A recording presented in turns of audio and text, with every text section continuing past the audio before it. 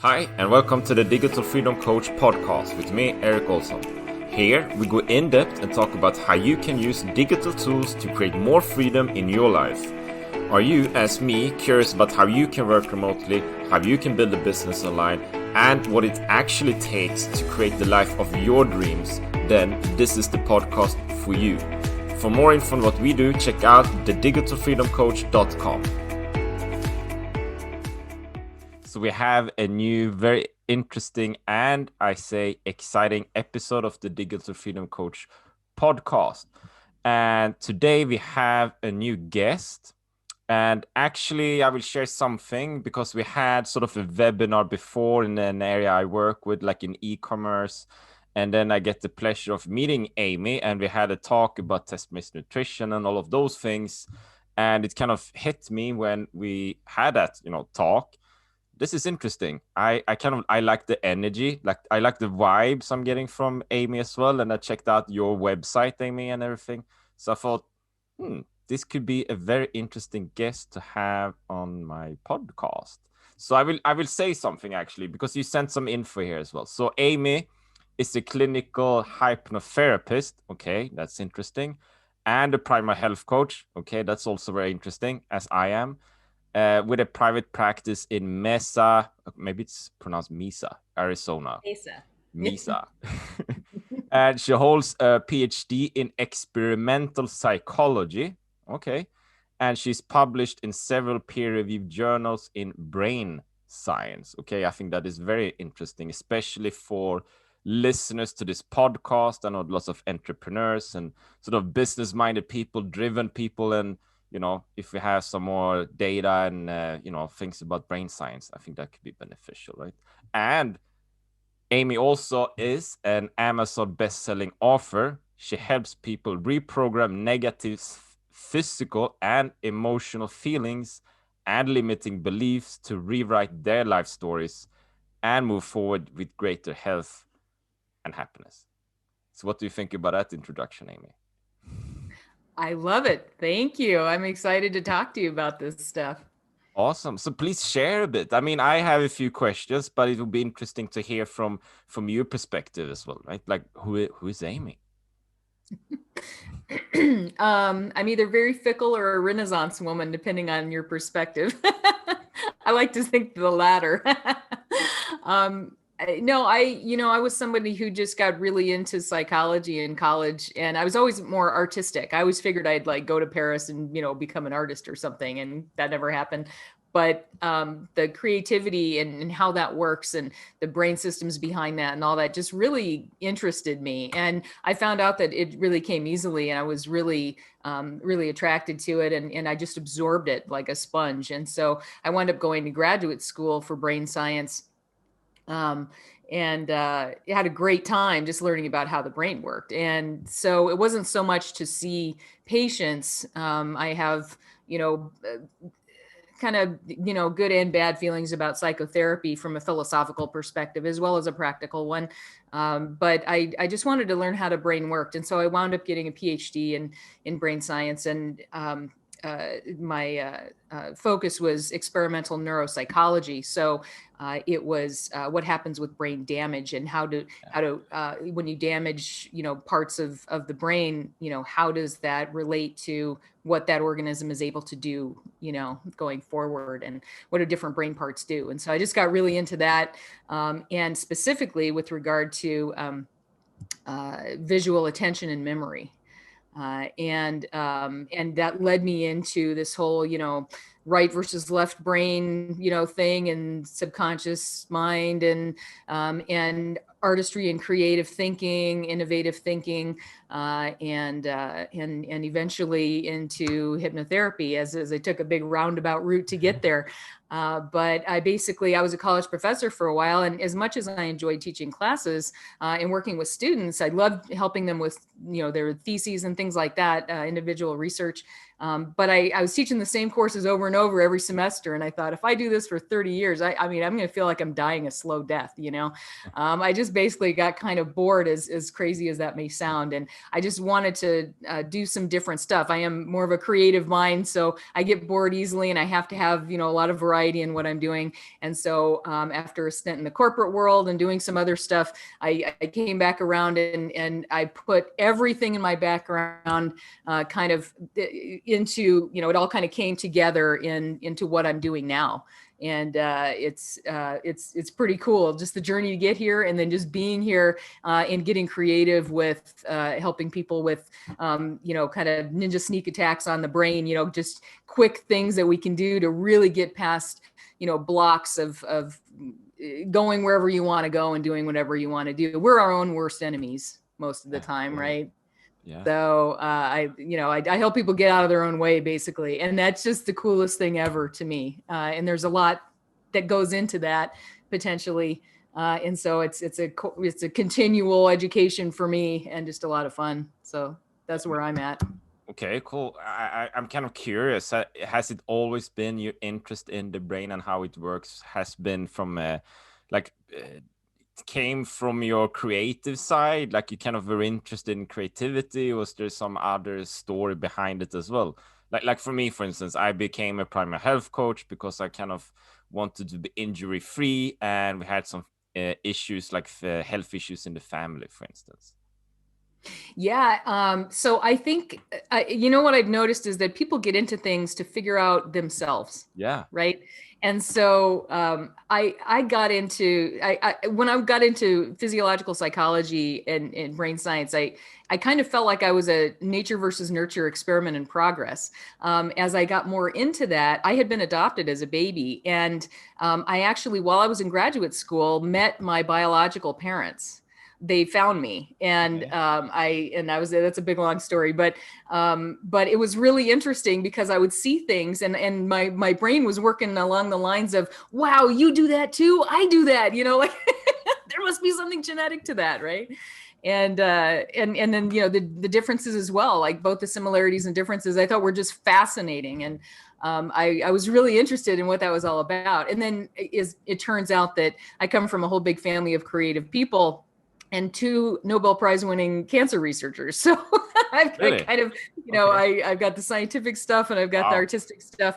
And some people might think it's hard to put those together, but actually that makes, the best researchers is if you're creative. I've won awards in creativity and research, so research to me, getting into brain science was a creative pursuit. And so, I think it's always come from specifics about myself that I found, if not answers to, at least an exploration of, the questions in a really interesting way as I've gone through that. And then as I've gotten into hypnotherapy and coaching, that's come from a personal perspective too. The hypnotherapy part, definitely from the creative stuff and the nature versus nurture stuff, and what's programmed and what's born into you, like what can you change, what can you not, and all kinds of questions like that are fascinating. And I'm one of these, hey, let's change this and get you on with your life, I don't want to be seeing everybody. I started coaching first, and it was like monthly thing, and I thought, I don't want to keep people like on the hook month after month to keep doing stuff indefinitely. I want to just kick the baby birds out of the nest and make them fly on their own. Let's clean up stuff and let them go. And as I did this more and more, I realized, no, there are a lot of benefits to both approaches actually, but I really love working with the consistent people on that journey. And I know it's because that's what I've been on, I've been on this journey of, how do I wind up with, an optimal life while I'm here? How do I get my brain in a position where, it's like that of a chronic meditator where nothing's a big deal unless it should be. And for only like 2 minutes at a time. And then you're back in relaxation mode. And then more recently, over the last 7 years or so, I've been going through perimenopause and then menopause. And that's a whole education, just in itself.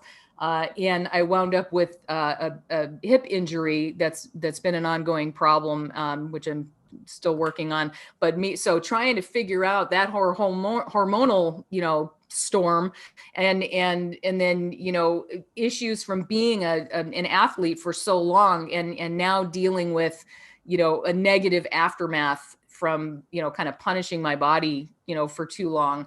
That's been really interesting because I specialize in medical support hypnotherapy, and I added the health coaching, even though I've been doing the health coaching longer than the hypno, because I wanted a certification. So I felt like I could actually talk to people, about it and come from a place of, having learned something, I've got some credential behind me.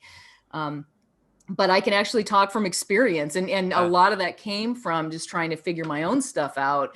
And I've got a much better perspective on all of that. And now I feel like I can really help people with that. And I notice it in my practice. There are so many people that come in, they all have some kind of health problems they want, because I'm kind of like medical other, like I'm on the fringes helping them get and stay healthy. And so they come in with health problems, and it's part of my job to give them some things to think about and what the research is showing. And, what are some things that you might want to be changing up to see if they make you feel better, and if we can get your labs back in line and things like that. And I've had just amazing success, first with the hypno, and then adding the health coaching onto that. So it's both mind and body being addressed. That's just been fantastic. But all of that has come from interests that I've had because of who I am as a person, right? And issues I've had to deal with. Yeah. So what's your do you have like a niche, like an avatar then? Do you have like a target group for your clients and customers? So it's people with health concerns that want to be able to have a more natural approach, maybe get off of medications that they're currently taking, get their labs back in line so they don't have to be taking as much medication or any at all, or have more invasive procedures, trying to get things in line in a more natural way. Our bodies know what to do. Most of the time we just have to get out of our own way and our bodies can heal up. I personally think if healing wasn't the default for human bodies and minds, for that matter, we wouldn't still be here after 2.5 million years or whatever, right? Yeah. So that has to be a default in my mind. But you get in your own way, trying to heal. You start throwing all kinds of stuff at it and trying to change how you're thinking and trying to do this, trying to do that. When if you would just stop and let your body take care of stuff, you may be in a lot better shape. And then once you start, eating a proper human diet and being able to let go in a healthy way of some, programming, fight or flight stuff, things that have just piled up over the years, what I consider kind of like toxic emotions, it just gets to a toxic level where your brain just can't deal with all of it. I have to start cleaning some stuff out so your brain can better handle that stuff. I think we live in a really toxic world, both mentally and physically, and we need some help cleaning stuff like that out, whereas our ancestors didn't, because they weren't living in such an artificial environment. Right? Yeah. Maybe like I had two questions, like kind of one is because you have this kind of, maybe it's unique, it sounds quite unique, like you have this hypnotherapy part and you have the primal health coaching part. So I'm kind of curious, what are the sort of main challenges your clients are facing? So that's one part, and maybe also kind of, because you mentioned the toxic environment, so it would be interesting to hear what you mean by the toxic environment.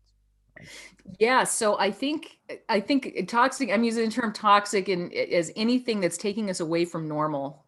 So whether it's normal psychological activity or normal physical activity, if we put something in our bodies that isn't like normal human food, for example, that, we eat a Snickers bar or something, for example, like that's not something our ancestors had to deal with. And there's a lot of stuff in a Snickers bar that is, that our body's going to consider toxic, and it's going to mount an inflammatory response, a defense against it. Right. That's a stressor. And so my job in a nutshell is to decrease people's stress, or actually more accurately, help them decrease their own stress, because I can't get in your head and change anything, but I can help you change whatever you want to change. I can help that be easy. So but then I also think that the mind operates in a similar way. And to me, just for, to show you where I'm coming from philosophically, I think the mind is a subjective experience of brain activity. And so coming from that perspective, I think that, we have a lot of programming in our heads, the emotional stuff, that it's so, just like our physical environment, it's so artificial. It's so, oh my gosh, the water cooler, what's this guy thinking about me? Or, what's my boss going to say about this? Or, we get ourselves so wound up with stuff that doesn't exist, or that we don't even, it may not even be a thing, and that to me is toxic Mm. emotion, Mm. right? And so the more we're and then that affects us physically, of course, because that provides a fight or flight response, which then provides inflammation, and then we talk in chronic illness and all that down the road, right? So it's all the same thing. The mind and the body are two sides of the same coin. What affects one affects the other. And so with the reason that I've got both the hypno and the health coaching is because they wind up helping in the same way, just coming from a different angle, right? So you're eating the elephant from different Yeah. angles, Yeah. and so people, what I've noticed when I first started my practice is just doing hypnotherapy and not talking about any kind of nutritional or lifestyle changes that could help decrease stress, is that had some amazing impact on people. But once we started adding the physical stuff, most people coming in here have physical problems Yeah. that they're trying to get past in some Yeah. way. I had somebody come in recently that she just got some dentures and she could not swallow effectively, and a lot of it, and physically there's nothing wrong. Yeah. And so that I'm kind of everybody's last resort. They're Hail Mary when the doctors, all the specialists say there's nothing wrong with you. Yeah. They come in and they're like, I don't know what you do, but just make it stop, Yeah. And so that's stress. And so where's the stress coming from? It can be coming from something in your current environment or what you're talking about in your head. You live up here 24/7, and this is a very toxic place. Yeah. A lot of the time, Yeah. right? We make it very toxic, emotionally toxic. Could also come from past events, and that's what I specialize in, is what we call analytical hypnotherapy or Yeah. regression therapy, where you're going back, you're letting a brain go back to previous events that have put into place some really bad programming that just follows the person throughout their life unless they do something like this to get rid of it. And so that's adding stress to the body. It's creating physical illness. And they come in and they've got, GERD, or they've got, all kinds of stuff. For me, it was allergies. That was the manifestation of some stress response from when I was a baby. We had to go back that far to clear it up. Haven't had an allergy attack. I had horrible allergies my whole life. Haven't had an attack in 7 years since I was a guinea pig in my hypnotherapy training for the medical stuff, for allergies. So things that people don't necessarily think of as being driven by or impacted by emotional stuff, any kind of psychological stuff, actually it's very much impacting the body, and the body is very much impacting the mind. So if somebody comes in with a bipolar disorder or some kind of, and I don't treat emotional disorders per se, but I do help reduce stress as much as possible for that individual so that they can have a better impact of the medication or the therapy that they're on, or maybe get off of that stuff completely, and not have the symptoms that they had before, at least not to the same extent. And so people like that come in, or they have anger issues or anxiety issues, and probably 99% of people coming in here have some kind of anxiety, diagnosed or not. And so what I notice is that when I give them some information about how they can clean up their diet, for example, a physical thing, their anxiety and anger issues or bipolar or whatever it is, gets a lot better. Okay. Immediately gets a lot better.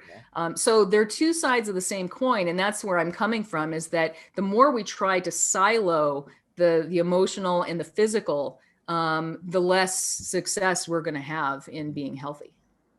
I mean, something I've learned quite recently, I say, it's kind of like your thoughts impact your feelings, your emotions, right? So often it begins with a thought. I'm thinking about the deadline or a project, or I'm having a meeting or something. And at first it might be quite kind of neutral. It's not like negative or positive, but time passes, and then maybe it gets shorter to the deadline, for instance, and I get a bit stressed because I start to think about it, and I get stressed, and I get this emotional response, and then my behavior starts to change, and I do other things, and all of a sudden I'm eating something I shouldn't eat, perhaps. So it's kind of you have this thin red line, kind of everything is connected, right? And it begins with your thoughts, right? It can. It can also start with feelings. Yeah. You may have some feelings that are programmed. You may have a fight or flight response programmed into your head from something that happened when you were 10. Yeah. And all of a sudden at 53, you find yourself in a situation that is associated with that in your brain. It's neurally connected with that other memory that has that fight or flight Yeah. response programmed into it. So now you're bringing up that stress from that fight or flight from when you were 10, even though it was 43 years Yeah. ago. Wow. And Yeah. now this situation you're in feels all stressful and difficult, and you don't know why. Yeah. Right. So you have to go back and reprogram that, get rid of that fight or flight response. And then all of a sudden, oh, this is no problem. So, and then also behaviors, you do a behavior of some kind, and that impacts how you're feeling emotionally. It can impact what you're thinking as well. And you may get, cognitive dissonance. Your behaviors aren't lining up with your values or beliefs, right? Something has to change. So I always see those kind of three components as impacting one another equally, and Yeah. a problem can start from any one of those places, and it's going to affect probably all three. Yeah. You're going to see some kind of issue with all three. Okay. So say like how because I'm a coach as well. I don't have the hypnotherapy part though, but I kind of know how like a coaching session unfolds, like how I do that. So like if you have a client coming to you, like what's the difference? Like what do you add on, or what's like a typical session with you, Amy? How's it looking? So it always starts and ends with coaching. Yeah. I am first and foremost a coach. Always have been. I have a certification in professional coaching as well as primal health coaching.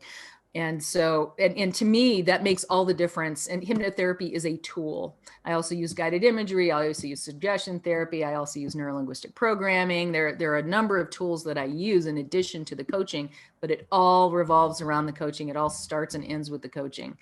And so for me, for example, if someone comes in saying they want to stop smoking, Yeah. most hypnotherapists would say, okay, kick back in the recliner, get comfortable, and I'll read through my smoking cessation script, put your name in there, do some suggestion therapy, some guided imagery, Yeah. maybe a little neurolinguistic programming that works really well for that. And then after one or two sessions, okay, you don't want to smoke anymore. Okay. For me, there are a couple of big differences. One is, first I would ask, when do you smoke? Well, every hour, because I have to take a break from my boss, or I'm, going to go postal at work. Okay, keep smoking. Okay. Okay. Let's deal with the Keep boss smoking. thing, right? Let's Okay. deal with the boss thing first. Yeah. That smoking is not the cause, it's an effect, Yeah. right? It's a manifestation of stress from the boss, and maybe it's not even coming from the boss. Maybe it's coming from something or someone else. Maybe it's coming from your dad, how he talked to you when you were 5 or whatever. So anything can be, that's just bringing that up. Your boss just reminds you there are a lot of associations in your brain between your boss and so when the coaching allows me to get into whatever that is, in more depth, and kind of get an indication of what's really going on. Because a lot of times when we want to do something like, I want to lose 50 pounds. Okay, why? What is behind that? And we may say, well, because I want to look good for my vacation coming up. Well, maybe it has nothing to do with that. Maybe it's more of a, how you feel about yourself in general as a human being, right? Like maybe it's coming from, negative comments you got from your mother when you were young. Like it's hitting your self-esteem. That's going to impact everything. This is just one thing that's impacted. So for me, the coaching allows me to go beyond just hypnotherapy and really find out, okay, why is this person really here? What is the real issue here? And Yeah. I don't know, but they know somewhere in their head, they know what the real issue is. And so the coaching helps me get to that. And then the hypnotherapy is what helps you get past blocks. Oh, yeah. And Uh-huh. when I was just doing coaching, that was the most frustrating thing Yeah. for me, was you get to this block and like client just can't seem to get past this, and you try all this different stuff and it doesn't work. And so for me, coaching, unlike traditional psychotherapy, where let's say you're running around a track and a therapist is up in the stands making note of what you're doing wrong, and then comparing that to a list of symptoms of things you can do wrong. And if you have enough of these, you get this diagnosis, right? And then depending on their school of thought, for, their treatment, they're going to come up with a plan to fix you, right? So the coach orientation is very different. When you're a coach, you don't think, you're more like you're running around the track with the client and pointing out what they're doing right. Yeah. And then if you're a hypnotherapist, you've got like this big old laser gun that you can just shoot all the blocks in the way and get them out of the way so they can just run freely around the track. So I've always been more of the coaching perspective. I remember as a way of kind of getting a feel for what this is. I remember when I got my first mountain bike, I was living up in Washington State. The guy at the bike store was telling me, okay, just don't look at the rocks. Look at where you want to go, the path that you want the tires to go. And I was kind of scared, about getting off road on my bike. And I was looking at all the rocks. I'm like, I'm damn sure going to look at the rocks because I don't want to hit them. And of course I was hitting rocks left and right. And so I thought, okay, well, maybe I should listen to this guy because maybe he knows, he knows a lot more than I do about it. And so I started doing that. I was making myself pay attention to and focus on the path that I wanted to go. Yeah. Stop hitting rocks. Yeah. That's coaching. Yeah. Right. Yeah. It's like one of the first things I learned when I tried surfing, So, okay, if you want to go in that direction, like look in that direction. Don't look, down at the board or something, right? Because I kept like falling all the time. And I'm sure that applies to like mountain biking and biking as well, like look at the path where you put your energy, you put your focus, where you put your exactly. Focus. And as far as I'm concerned, you don't get, and what I tell my clients all the time is you don't get what you want. You get what you focus on and expect. So you have to pay attention to where you're focusing and what you're expecting, what your expectations are. Right? Cool.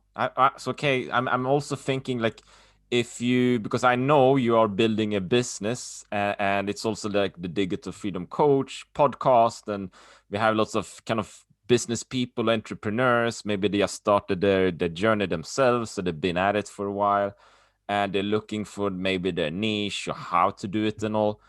And I know, Amy, you also have like, I think you had two, maybe more, like books on Amazon, right? I took a look, and you have a beautiful website and everything as well. And you seem to have been going on for a while. So maybe if you could share a bit about like the business part of your journey, in health coaching and everything.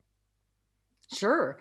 I think, I remember being in training and thinking about setting up a business, and I am the last person on earth who I thought would set up a business. Okay. So if I can have a successful business doing this, anybody can, because I was coming from probably the worst possible place in my head to build a business. And I didn't identify with other business owners. I thought they were like, a coach that I had was like, it's like they're aliens to you. You don't understand them, and you just poke at them once in a while, but you don't understand what they are, And then it was my fiance now that pointed out, there could be different kinds of aliens. So maybe there are business owners that you don't resonate with and you don't want to be, and so you're really repelled by that way of doing things. But there are other business owners doing things differently who you have a lot of respect for, right? And I thought, wow. And for some reason that just like clicked, and I was able to resonate more with the idea of actually being in this job as a business owner. I can't do what I do for the most part unless I have my own business. And at this time in my life, my biggest fear in life is having to work for somebody else. Like I just wouldn't want to do that. I want to do my thing my way. It started out, my biggest fear in life was having to work for myself and make a business, run. And within 6 months that had totally flipped to my biggest fear in life is ever having to stop doing this and work for somebody else. Right. So if that can happen with me, it can happen with anybody. I had to really turn things around, and a lot of personal growth in order to even see myself as a business owner and have that business hat on. Because it's one thing to do sessions with clients and, to coach. It's another thing to run a coaching business. Those are two separate full-time jobs, right? And you have to see it that way, I think, in order to be successful. And I think there are a couple of really big points that helped me a lot. And I actually wrote a book on this. One of the books that you find on Amazon is about this. But I was asked to write it by some people that were in my hypnotherapy training program, because they were having a harder time getting things going. And I was like going great guns, and they're like, "What are you doing? Write it up so we know." I was throwing everything at the wall to see what would stick. And then I realized what was sticking. And with the self-growth and everything, I thought, okay, so there are a couple of things that really seem to be working. One of them is, stop trying to take so much control over everything. Let your clients tell you what they want. So in terms of like a niche, for example, my niche was what my clients wanted from me. Yeah. And so I had the medical knowledge and everything. I had, a lot of physiology knowledge and stuff. And so people could come in and they could talk about health conditions, and I could give them some good information, some good references for more information, and help them in a much faster and easier way, because I had that background. People with psychological disorders and things like that, they were working with counselors.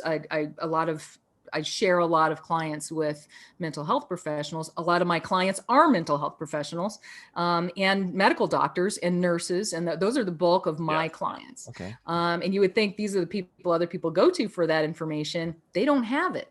Yeah. They don't. And this is very different, and they need this too. And so I think just going with your strengths is a huge thing. I remember one of my trainers, who was a clinical neuropsychologist, so she was a psychotherapist, talking about when she got going, she gave up her licensure in therapy to do hypnotherapy full time, because she got much better and faster results that way. And she said that she built a practice that was oriented toward children. And she said she never, ever thought that she would be working with children at all. Yeah. But she said for some reason, she would just start getting, a kid coming in once in a while and have great success with that. And those parents would tell other parents, and other kids would come in. And before she knew it, she had a kid-based business.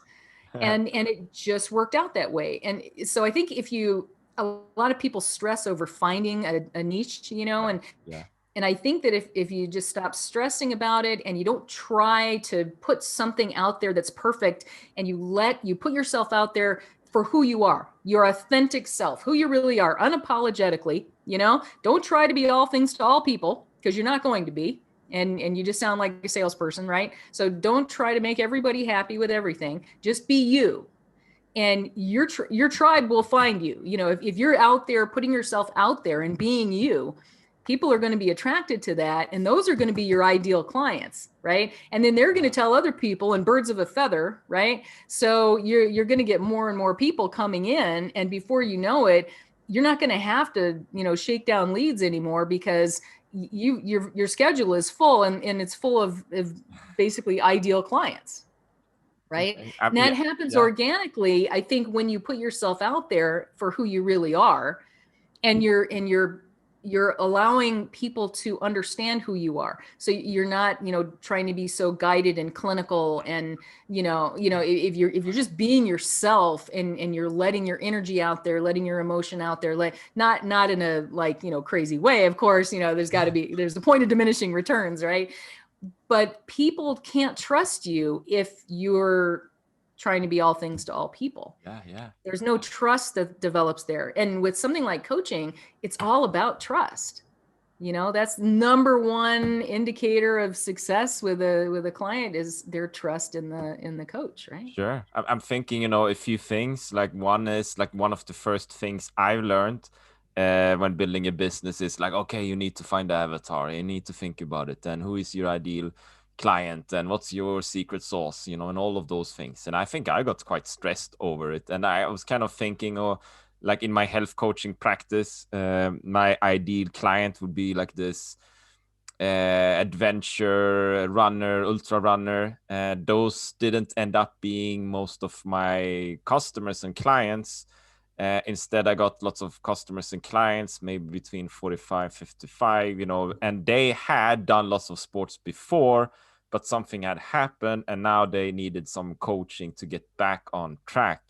So that's kind of what I've learned, the long detour thing way, But now I'm also thinking, okay, so I had this niche group, and then these people became my customers and clients. But now I find myself in a situation where, but actually, like, what I really love to do is kind of the running and ultra running and doing all those things, actually, maybe even more than before. So the content I'm putting out there on some, social media channels is me doing all of those things, right? It's like this Saturday, I did a 1 hour cross training session here in a place called the Bunker, in the forest. And then I went 10K running, and I did a cold bath, a local lake here in Sweden, covered with ice. And then I did another 10K running. And then I went home and I rested on like a carpet with, I'm not sure how you say it, but with the carpet of nails, right? No t-shirt or anything. So I put out there, like, that's my message. You can do those things. So then, I hear what you say, Amy, like, be yourself, like, be your authentic self. Right? And that's what you will attract as well. So Yeah, you yeah, wind up attracting your tribe, and those are the people that resonate with you, and those are the people who are most likely to get good results with you as opposed to somebody else. Yeah. So you mentioned a book as well. That's the Create Yourself in Business book, right? On Amazon. So I took a look. So you have it on Amazon. For all the listeners, if they're curious, take a look at Amazon. And I'm also like, you are in the health business. You are a health coach. You have customers. And, do you have like some sort of a daily routine or something you do like daily, or some sort of a method you do to kind of have like harmony and balance in life as well? I'm a business person as well. I know how difficult it can be at times to, keep track of everything and run a business and, family and everything, right? Yeah. And it's really important. With adding the hypnotherapy part really increased the amount of energy that I put out per session. Yeah. It's an energy drain, basically. Yeah. And so I learned early on that I can't do more than 3 sessions per day because I'll be drained. I can take more consultations and things like that and do other things in my business. And it actually works out quite well because if I limit my sessions to 3 per day, I can give them all the time they need. I block out 2 hours per session, even if they don't need that much time, just to make sure, because I'm not going to say, okay, let me bring you back out now. We'll pick back up on this next time because your hour's up. I never say that. I'm not time oriented. I'm results oriented. And so if it takes 30 minutes or an hour and a half to get them where they need to be by the end of that session, I never want to have to come back to that again. That's done, permanently done, over, let's move on. Right. So that's where I want to be. So the putting just, the opportunity to have 3 sessions only each day works out well. I almost always have some time during the day that I have blocked out, but I don't need it. And so I work on my business during those times. So I do social media posting, or I work on my website, or I do, whatever it is, I do some training, to learn more about certain things, or I work on my book. Got another book in the works. Whatever it is, I do something that I want to do in my business. I'm more of a creative type thinker. And so I don't do well with schedules that are the same all the time. I don't do well with structure. But I have to have some structure because it's appointment driven, right? So I made up my online scheduling system so that it works for me. People can go ahead and schedule whenever they want to, that's available. And I know it's going to work for me time wise. And then I can fill in. So every day is a little different. And so I'm not doing exactly the same thing every day. And there are different amounts of time that I can fill in with other work that I want to get done. And then one of the things that's really important that you said is trying to like keep everything, in balance. And I think emotionally, that's really, really important. And I remember with the first coaching program I was in, they were talking about, the master coach there was talking about coming up with a ritual just prior to every session to kind of, create a blank slate emotionally for you so that you can be present, completely present there with your client during that session. And that is extremely important because the session's all about the client. If at any time the session becomes about anything other than just the client, whether it's your own agenda or whatever's going on in your life, you need to stop doing that because that's not what that job is, right? And so being able to have some, I do a self-hypnosis practice, some kind of relaxation practice can be good. In order to get your attentional focus where it needs to be, you have to bring your stress level down. So whatever it might be up from, and maybe it's something good like exercise or something, really exciting happens or something, like it doesn't have to be bad. Anything that increases your stress level is going to take you out of that mindful place where you want to be with your client. So anything you can do, the 10 minutes prior, to a session, I get into my office. I work from my home, and so it's an easy commute, and it's easy to get here early. I make sure that I'm in my office 20 to 30 minutes before each session, and if there are some things I want to get done on my computer or whatever, I do that. If I'm reading a book, I can do some of that. But I'll do something that just brings my stress level down in the office so that I'm not just coming in and getting things set up and here's my client, right? So I make sure that I have that kind of relaxation ritual to bring my stress level down so that I can be in that place of mindfulness and present with my client. And then the other part of the picture that's also every bit as important is bringing yourself down from having sessions all day and working with clients and dealing with other people's, bad stuff, right? And bad juju or whatever. And so, you need to find a way, and it's different for everybody. But sometimes it's, for me, it's snuggling with my dog and, watching a Netflix, movie or something, or, whatever, just something to get my head away from everything and be able to just kind of cool down a bit emotionally. If anything kind of sticks around, I keep thinking about something that's bringing my stress level up, then I have some cool tips and tricks and ninja sneak attacks that I can use to get rid of those in a healthy way. And I just kind of keep everything cleaned out so that when I go to sleep at night, I can actually sleep instead of my head running, thinking about, what's going on with this client? What can I do differently or try or do better or whatever, things like that, or what's going on with this family member, or, whatever you don't work out during the day, your head's going to try to work out at night. And then you're not getting your sleep, and then you're in bad shape for everything following, because sleep is obviously the most important thing, for stress relieving that we could ever do. So actually, I don't know, like sometimes I have like these high energy days, like yesterday I had one, right? So lots of energy the whole day. I went for an 8K run in the evening. I could feel myself like kind of, okay, Erik, I see you have lots of energy.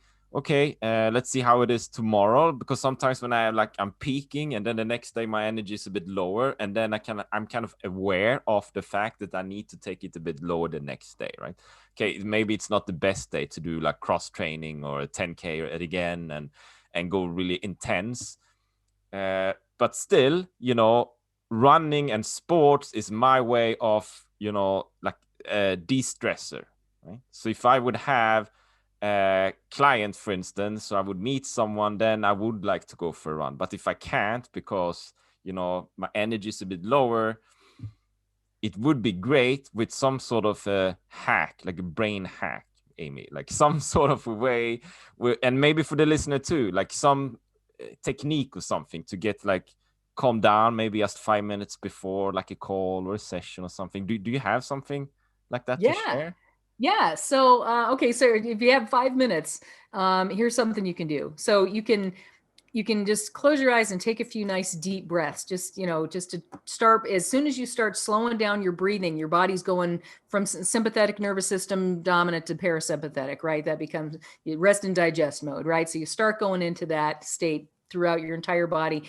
Your brain, the blood flow is moving from your emotional centers to your problem solving centers throughout the rest your body. The blood flow is moving from the extremities down into the digestive, reproductive system, immune system, all that.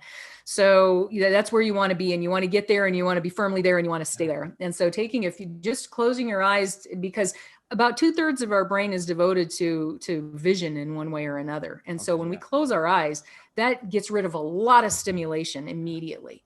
And that can really help us to cool down faster. So close your eyes, take a few nice deep breaths, really slow down your breathing, long, deep, easy breaths. And then just breathe normally and comfortably, but Depends where your focus is, right? You get what you focus on. You want to focus on the feeling, the physical feeling of the breathing, so the air coming in through your nose, into your lungs, and then back out. And that's a way to focus on something other than whatever had your mind going in the first place. Yeah. Yeah. Right. So you're distracting yourself, and it works quite well. So just focus on that breathing. And then if there's something that keeps,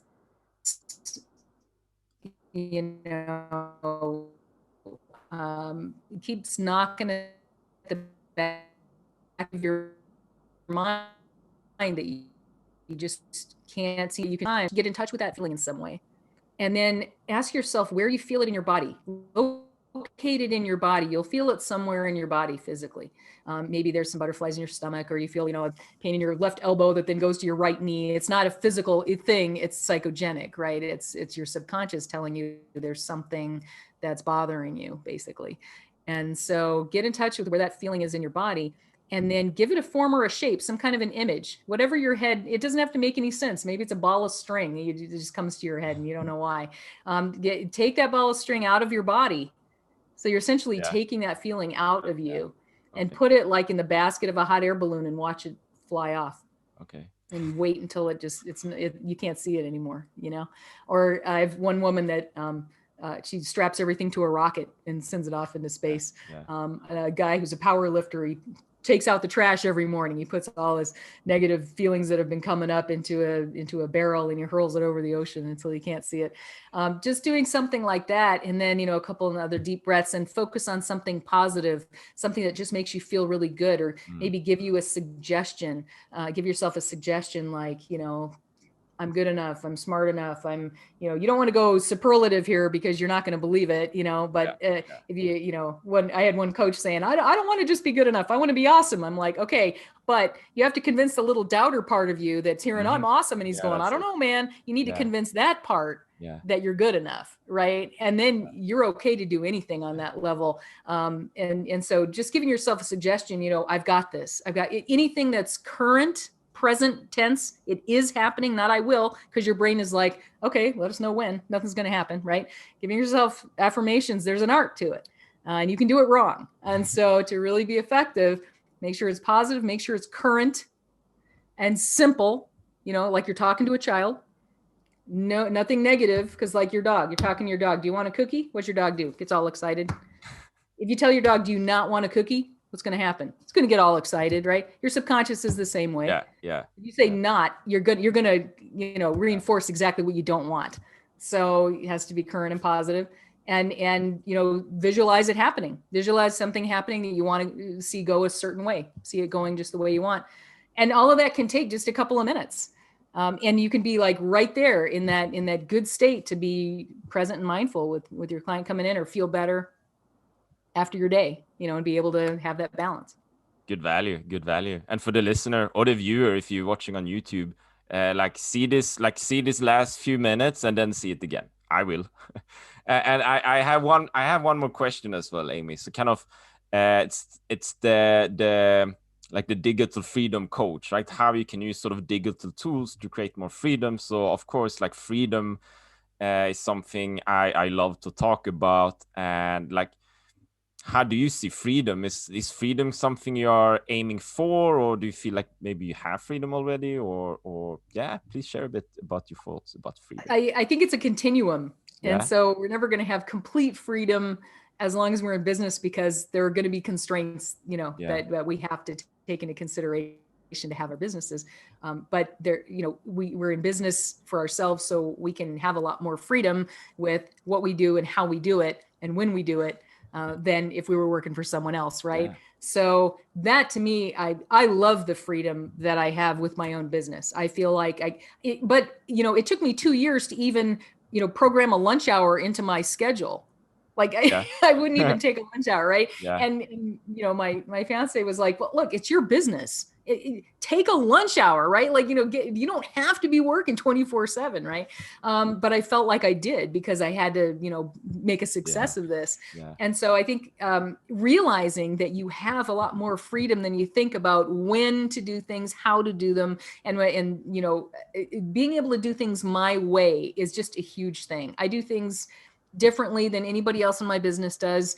And it's just me. It's me doing what I think is right for my clients Yeah. in a way that works for me. And what works for me may not work as well for someone else. What works well for someone else doesn't necessarily work for me.